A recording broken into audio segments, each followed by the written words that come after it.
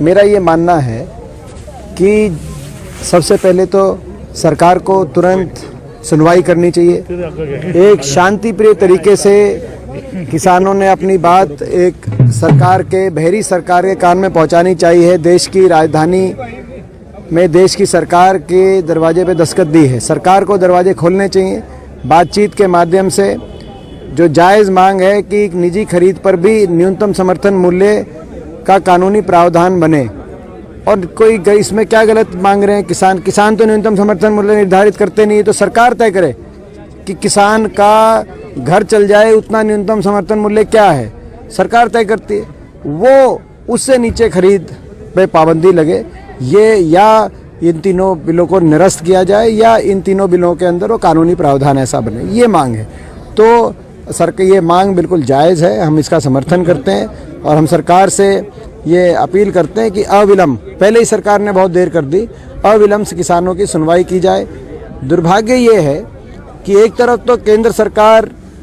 राजधर्मनी ऐसा दिखाई देता है कि राजहट पे एक राजहट दिखा रही है, किसानों की मांग को खारिज करके और फिर कंडीशनल मांगचीत और के कंडीशंस में बातचीत की बात करती है, जो इससे कोई मायने नहीं। और दूसरी तरफ हरियाणा सरकार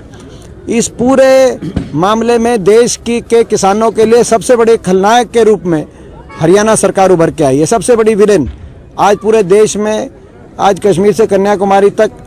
और आसाम से गुजरात तक जितने भी किसान यूनियन हैं, उनके लिए अगर कोई खलनायक का प्रतीक बन गई है तो वो खट्टर सरकार बन गई है।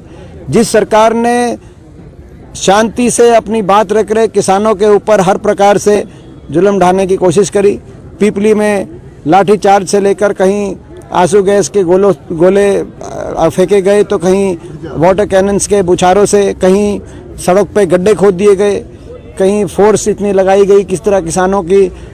आवाज़ को कुचलने के लिए एक प्रयास जिस प्रकार से किए। तो मैं इस हरियाणा की सरकार को कहना चाहता हूँ, किसानों की आवाज़ को आप यूँ नहीं कुचल सकते। और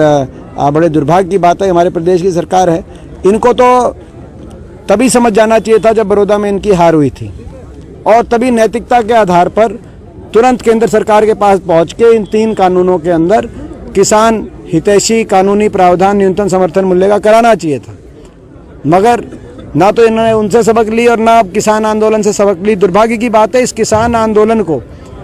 ये मुख्यमंत्री जी जिस प्रकार की भाषा का इस्तेमाल कर रहे हैं कि ये हरियाणा के नहीं, ये आतंकवादी हैं, इस तरह की भाषा का जो प्रयोग कर रहे हैं, इससे ज़्यादा दुर्भाग्य की बात नहीं हो सकती।